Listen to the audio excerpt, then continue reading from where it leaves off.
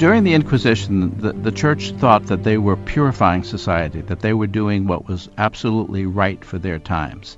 And at that time, they had no other way of behaving, because for them to not persecute would be to leave what they considered a diseased element inside the society. Michael Mulhall is a theologian and Catholic priest living in Chicago. As a representative of an institution that provides moral guidance for millions of followers, he's well aware of the harm the church has done in the name of moral certainty. But he cautions that all of us need to realize that when it comes to the dangers of moral certainty, to quote an old adage, hindsight is 20/20 vision. The church acts out of its own good faith, and another age comes and turns that faith upside down. In other words, it looks back and says, well, you didn't even see that the native peoples were human, for example, in the New World. We're always acting out of our own moral certainty at the time we live. Today, for example, we are concerned with the safety of our institutions, our buildings, our public transport, etc. And one of the places we're suspecting people is of Islamic fundamentalism. And that is a very unnuanced idea, that is, that all Islamic people have to be looked at, or that it's purely Islamic fundamentalism that is our enemy today. Well, what would happen if 200 years from now, the United States is an Islamic country where Christianity has fallen off, Judaism has fallen off, etc., and it's basically an Islamic majority? How would they look at the way we're treating the prisoners in Guantanamo Bay today? So when they would look back, they might say this generation was wildly prejudiced against Islam, did not have a good sense of God, and would really look rather harshly upon us. I think until we come to the broadest possible way of looking at things, we absolutely are guilty and will be judged guilty for the moral absolutes that we do not see as binding us today. If you're looking to get some solid advice on broadening your way of looking at things, consider the 19th century British philosopher John Stuart Mill. He believed that people benefited from listening to moral views that were different than one's own. After all, we're fallible and therefore make mistakes in our moral judgments, as history shows. There just might be a germ of truth in an opposing moral view. But surely there are limits. What possible benefit can I derive from engaging in a discussion with a racist or someone who's homophobic or sexist? I'm not going to change his mind, and he's certainly not going to change mine. As the saying goes, you can't teach a pig to dance. It just makes the pig angry and frustrates the hell out of you. Mr. Mill would disagree. Mill said to do so doesn't at all threaten the strength of your conviction. In fact, it will help it. And here's why. You have to remember and really recall in an active way the grounds for your moral belief, the things that you are most certain about. You have to recall why you are so convinced of those truths, what the justification is for them, what the reasons are why you are so committed to them. And that ensures that the moral truths that you do think you've attained are held by you as living truths, truths that you actually fully understand and can articulate the rationale for. You understand why they're true. I teach at York University, and there's a certain ethos, which is inclusive and lefty and committed to social justice and all those sorts of things. And within that context, if you ask a student who is absolutely sure that racism is wrong, why it's wrong, you get a very funny reaction. First, they want to dismiss the question. They want to say, well, it just is.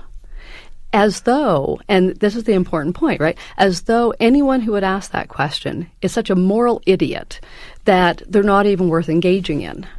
But if they don't engage, they don't actually know why they think racism is wrong. But if they don't understand why racism is wrong and why they think it's wrong, then it's a value that's much more easily eroded. Things that we merely mimic from others, we can give up at virtually no cost. And so there's always a benefit to being challenged to provide the rationale for what you believe. And then your convictions aren't just on the surface, dead dogmas.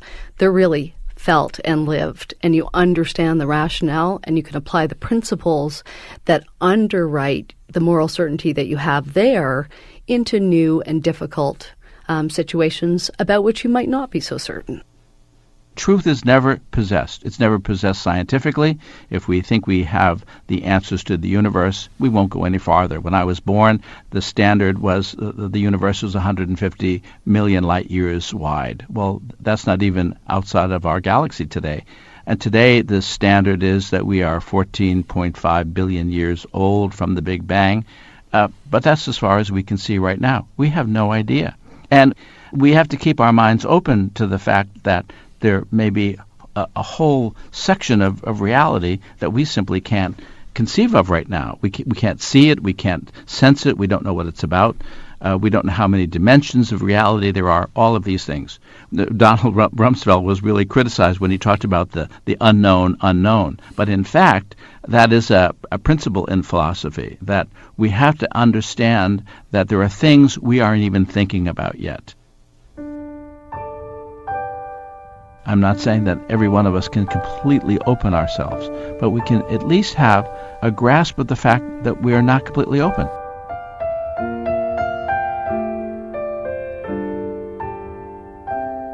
That itself is an advance of morality when I begin to sense my moral blindness.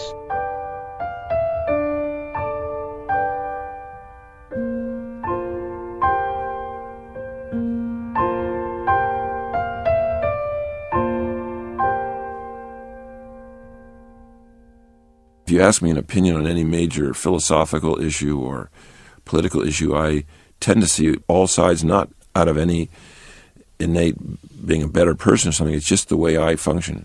Skepticism runs in my family. So I may have even inherited a gene for skepticism, if there is such a thing. I'm being only half facetious. Dr. Robert Burton is a neurologist and former chief of neurology at Mount Zion University of California, San Francisco Hospital. He is also the author of I'm Being Certain, Believing You Are Right, Even When You're Wrong. In virtually every sphere, whether it's been discussion about whether or not to be economically or to be in terms of Iraq or Afghanistan, everybody postulates or stands on the pedestal of certainty, and it's led us down some horrible paths, both in terms of global policy, domestic policy, even the inability to come to grips with global warming. As a result of which, I started to ask myself, why are people so certain? Is this all simply personality, or is there something within our inherent biology that makes some of us more certain than others? And so I started to think, well, what if there were aspects of brain function that actually created a sense of conviction or certainty or of being right, and that if you understand that certainty arises out of involuntary brain mechanisms that are beyond your control, you have to acknowledge the fact that even though you might feel certain, that this is no different in a way than being angry or feeling love or resentment or whatever. His book challenges some of our most basic assumptions on how we reason and come to conclusions. It could easily have been titled, Don't Believe Everything You Think. Virtually all the science now points to reason as being a function of the brain, but that emotions, feelings, mood states influence how we start reasoning at its very beginning. We don't start at a neutral starting point.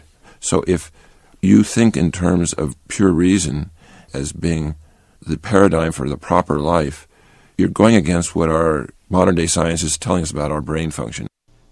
Feeling and thinking are not two distinct processes?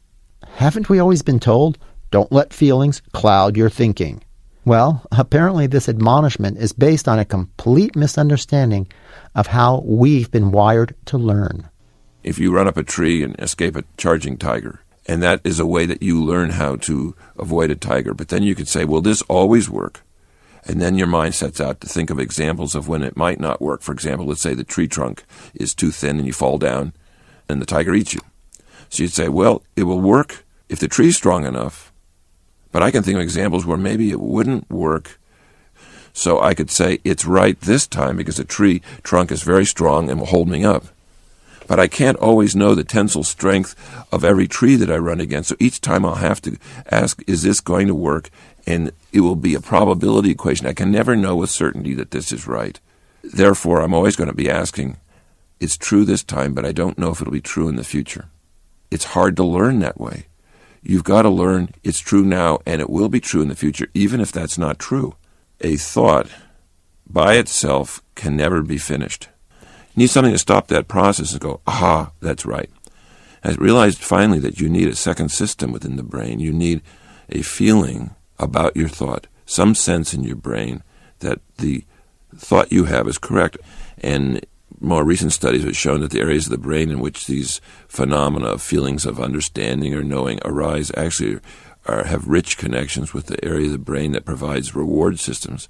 And I finally realized, well, then there must be the reward for a thought, and the reward for a thought is the feeling the thought's correctness.